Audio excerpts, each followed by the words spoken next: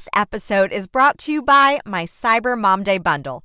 Whether you currently are a mom, or you aspire to be a mom someday, or you're totally satisfied being a fur baby mama, if you're an entrepreneur, you are spending every day creating. That is literally the feminine creative energy that lies within you.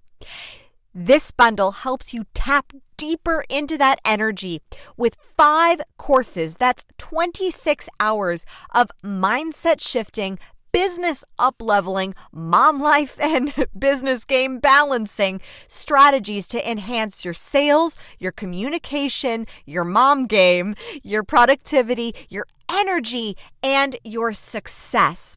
I am so excited for you to get this bundle because not only do you get all 5 courses that also come with downloadable MP3s that you can listen to in the background of your life as you're taking the kids to school, but you also get this for 60% off what it would be to buy each of these 5 courses separately. So click on the link below in the description and get the Cyber Mom Day bundle as your Happy Mother's Day gift from me to you.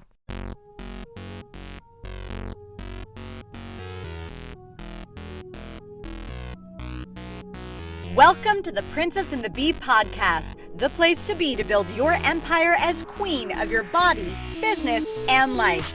I'm your host, Kimberly Spencer, founder of CrownYourself.com, and I'm an award-winning coach, Amazon best-selling author, and multi-passionate entrepreneur. Each week, I give you the systems, strategies, and success stories to help you master your mindset, communicate with ease, and triple your productivity so you make the income and the impact you deserve. Imagine this podcast as your weekly spark of inspiration as you take it to the next level with all the bees of your life. Body, business, bank account, boys, and babies. Let's make it rain. Hello and good morning and welcome back to The Princess and the Bee. Well, it might not be morning for you, but it is definitely morning for me. This is my second podcast recording of the day because I came back from my run so inspired that I just had to sit in my very creepy little sound booth, which is why I do not live stream my podcasts because it looks, I did it once. I did it, I think, for my second episode, and it literally looks like a place where you might die. Like, it's a secluded, it looks like a place that belongs in the show Dexter. So I'm just like, I think I'll just keep it just me and the mic and you. And that is how I like it. And that is how I love to be able to communicate. And so I was super excited to jump on and answer a question that I've been getting a lot from many people. And it all came up in my podcast mastermind that I'm a part of with some amazing podcasters. Like, these people are such freaking rock stars. And there was one woman in the group who was struggling with releasing her episodes, and she was feeling a lot of resistance around her episodes. And I always break it down as to, like, A, you got to check in and see what's a priority in your business. And B, looking at, like, what are the habits, what are the rituals, what are the tactics that she's using in releasing her podcast. And it was something that was so poignant to me because I always set out for this podcast to just be so easy. Like, give me a mic and a creepy looking sound booth and a love of sharing a message on a regular basis. Like, that to me is just, it's so easy for me. And it's easy because I've had enough times in my life where I have been so concerned with what people thought of me. I have been so concerned with what people would think if I was coming off smart, or if I was coming off uneducated, or if I was coming off as older or younger or whatever. And I would allow other people's perceptions of how I am to affect how I would show up. And it would actually cost me more time. And that was something that we, as a mastermind, ended up coaching this woman around, was the fact that when I asked her how long it was taking her to podcast, she was like, oh, it's like 6 hours per episode. And I was like, girl, holy shit. Yeah. That's not happening. Like, if I do not, as a mother who is running a business, coaching clients, selling programs, doing launches, I do not have time to spend 6 hours editing a podcast. Like, I still, to this point, I do the actual editing of the podcast episodes, of the actual tracks myself, because I do it really rapidly fast and it does not take me a lot of time. But that's also because I don't hyper edit my podcasts. And that was a question that I was getting a lot, is like, I love your authenticity. Like, why don't you hyper edit your podcast? I was like, because then you wouldn't love my authenticity. You wouldn't love my random tangents that I sometimes go on. You wouldn't love the fact that I have blurbs and mess ups and blips and I say curse bombs and I have to drop metaphors on a regular basis because sometimes I see them going down a dangerous path. Like when I was talking about my very creepy sound booth. It's well padded. It's very well insulated. That's why the sound quality is awesome. At the same time, the sound quality is awesome because it's well padded, and it just doesn't look that pretty. Like it doesn't look that pretty. One day we will have a very beautiful, beautiful sound booth. At this point, I am totally fine with my creepiness in the sound booth because it allows me just that raw realness staring at yellow foam. So, but that was the thing, is when we really dove into what this woman in my mastermind was going through with her podcast and the resistance she was facing. It was like the amount of time she perceived that it would take. And then on top of it, because what happens when you have a perception of how long you think something is going to take, that stimulates avoidance. So if you think a simple project like writing a blog or redoing your website copy or writing a sales page or writing a newsletter is going to take you 4 hours, you're going to put that shit off like crazy. You're going to resist it and put it off. And then finally, you're going to block out 4 hours of time, of sacred time.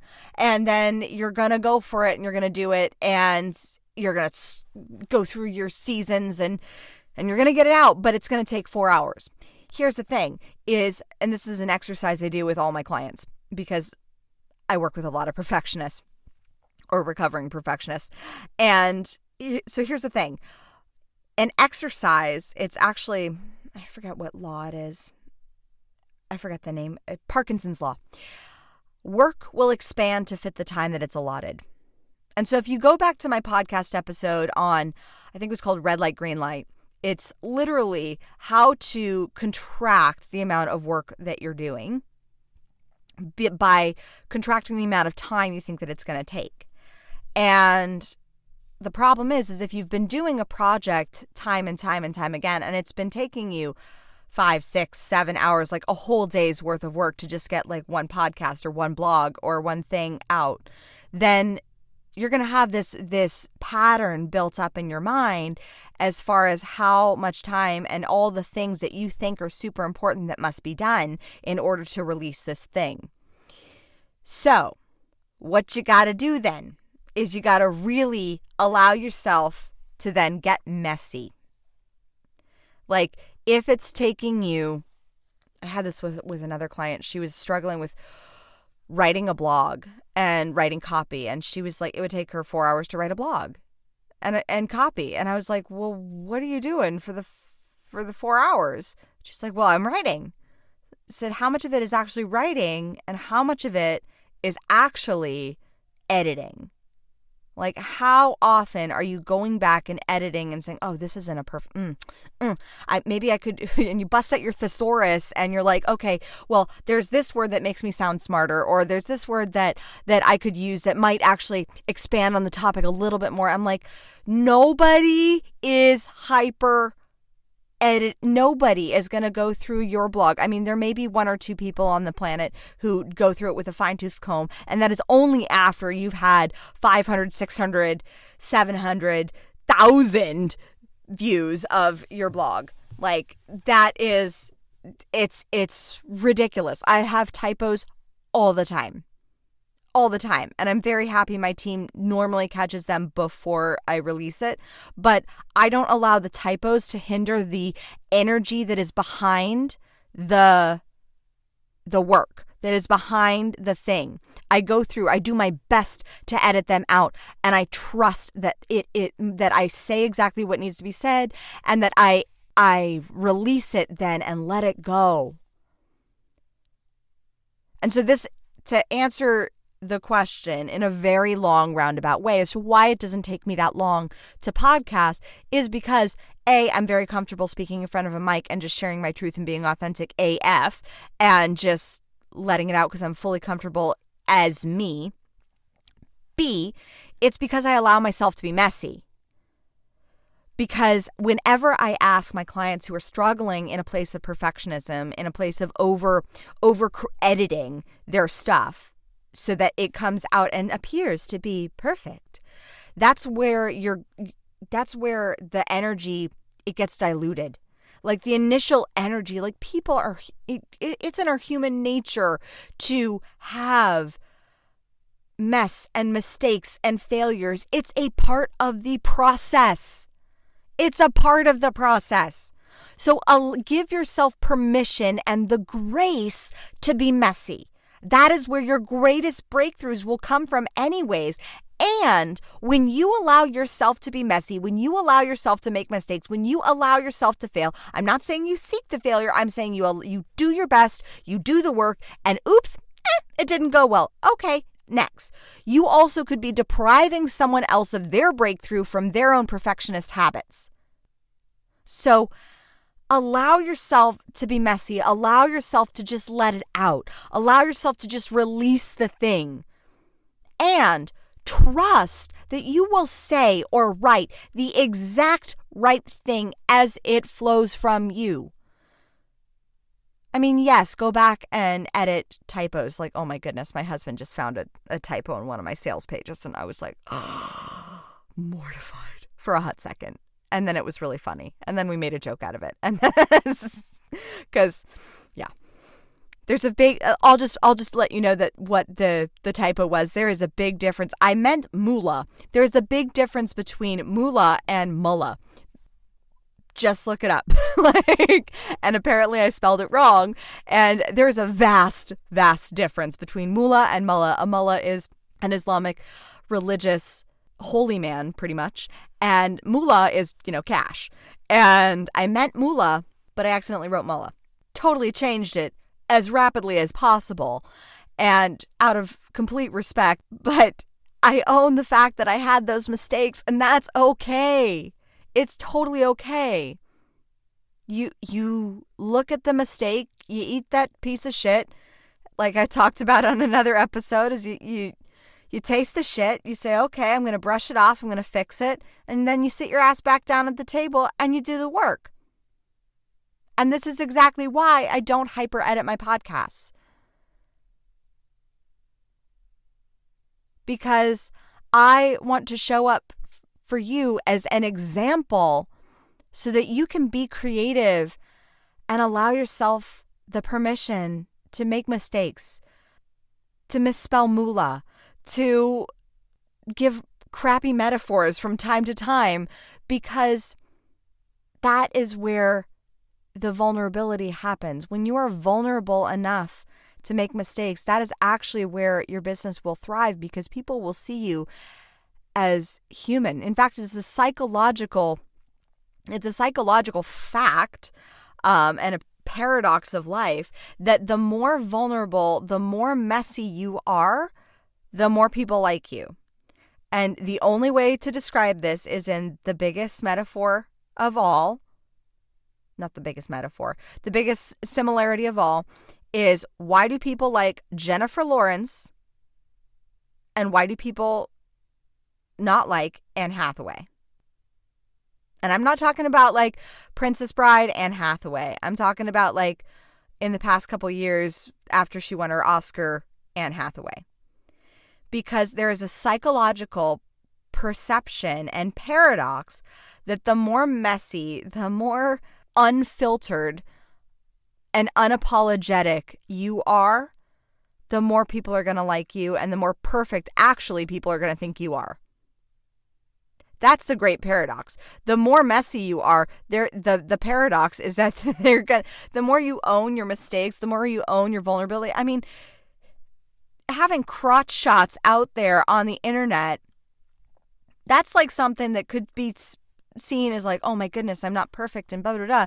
And Jennifer Lawrence just freaking owns it. And she's like, yeah, whoever took I don't, because I don't listen to the news or celebrity stuff. It's been a long, hot second since I remember hearing that. But she handled it like in a way that was like, yeah, and next. Rather than being like, oh my goodness, this is not making me perfect. It's destroying my image and da-da-da-da-da. It's, you got to have the courage to be authentic and vulnerable and unedited. I'm not saying go back and, fix your mistakes from time to time when you make them and fix your spelling errors when they are called to attention. At the same time, what is more important? You being hyper aware and wasting your time on every single perfect word and making sure that every single thing comes out 100% perfect, or living your life, living your dream, living your purpose. Your purpose is not to be completely edited. Your purpose is so much greater than that. So allow for the humanity of making the mistakes, of the misspellings, of the F-bomb droppings, of the occasional shitty metaphors and tangents, of all of that. Because the more you show your mess, the more you actually allow people to give you actually allow people to have the breakthroughs that they need.